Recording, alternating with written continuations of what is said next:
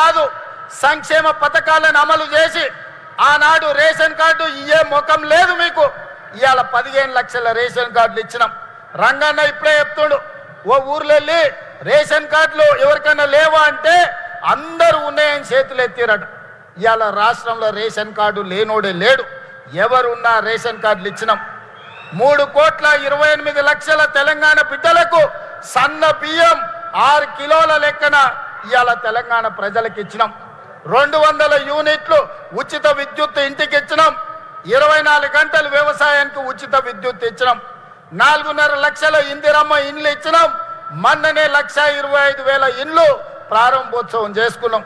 మళ్ళొక్క 2.5 లక్షలు గ్రామీణ ప్రాంతాలలో, ఇంకొక 1,00,000 హైదరాబాదు నగరంలో శ్రీనివాస్ రెడ్డి గారు ప్రకటన చేశారు.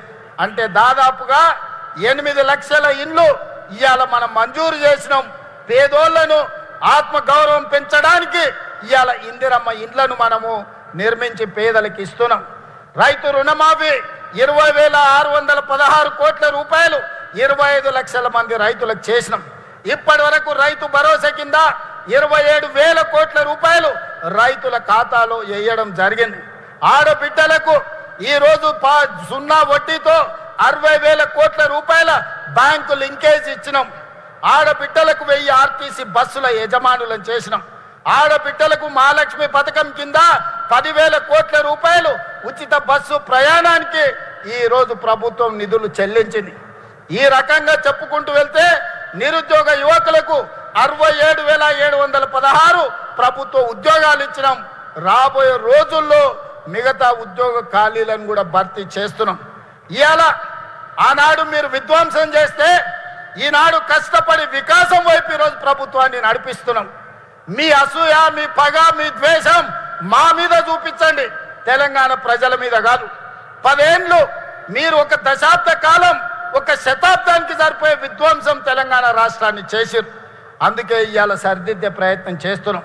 కష్టాలు ఉన్నాయి, నిధుల కొరత ఉంది, 8,11,000 కోట్ల రూపాయల అప్పు ఉంది.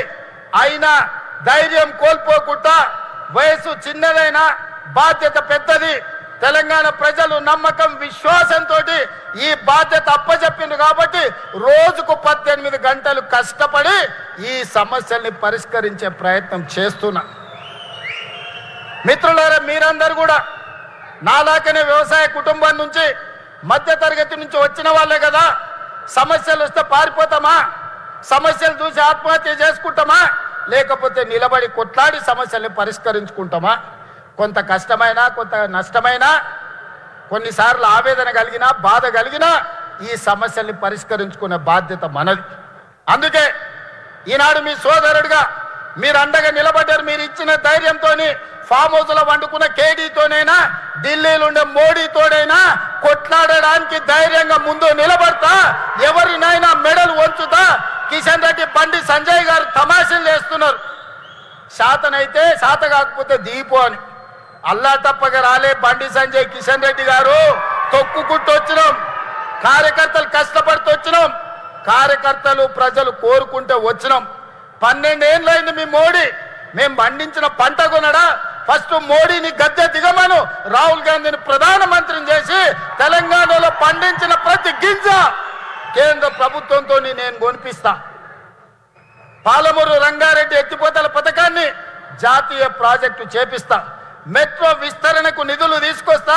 రీజనల్ రింగ్ రోడ్డుకు అవసరమైన నిధులు తీసుకొస్తా. అంతర్జాతీయ స్థాయిలో మా తెలంగాణను అభివృద్ధి చేస్తాం. మీకే మాటలు వచ్చు అనుకుంటున్నాం, మాకు మాటలతో పాటు చేతలు కూడా వచ్చు. కిషన్ రెడ్డి గారు, 15 తారీఖు తర్వాత వడ్ల సేకరణ 75 లక్షల మెట్రిక్ టన్నులు అయిపోతాయి. ఆ తర్వాత నీ సంగతి చెప్తా. ఎట్లా కొనదో కేంద్ర ప్రభుత్వం, మొక్కలు ఎట్లా కొనరో, జొన్నలు ఎట్లా కొనరో, పొద్దు తిరుగుడు ఇత్తులు ఎట్లా కొనరో, మెట్రో రైలుకి ఎందుకు పైసలు ఇయ్యరో, రీజనల్ రింగ్ రోడ్డుకు ఎందుకు అనుమతి ఇవ్వరో, వరంగల్ ఎయిర్పోర్ట్ ఎట్లా రాదో, ఆదిలాబాద్ ఎయిర్పోర్ట్ ఎట్లా నిర్మించరో నీ సంగతి చెప్తా. పొలిమేరలు కూడా దాటో కిషన్ రెడ్డి, నువ్వు అనుకుంటున్నావేమో. నీ కేంద్రంలో ప్రభుత్వం ఉంది, నరేంద్ర మోడీ గారు ఉన్నారని భయపెట్టాలని చూస్తున్నారు. మర్యాద వరకు మర్యాద, మర్యాద దాటితే మా సంగతి కూడా చూపిస్తాం. ఎవరికేం భయపడేది లేదు. గుండు అరగుండు ఎవరెవరో ఏమేమో మాట్లాడుతున్నారు, చూస్తున్నా ఎట్లెట్లా మాట్లాడుతున్నారు.